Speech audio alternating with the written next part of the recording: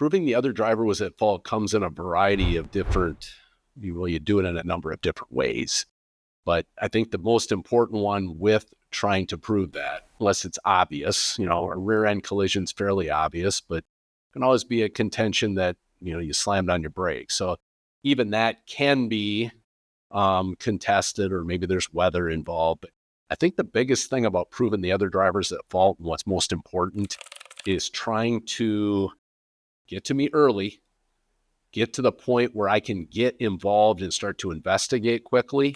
Because the faster I can get the information, the facts, skid marks, witnesses, other things like that, the easier it's going to be to establish fault in the other party. Some things are simple, some things are much more difficult, but the faster you can get the evidence, maybe get an accident reconstructionist out, maybe get a download on the electronic data out of a vehicle to prove speed or things like that. Those are all key elements.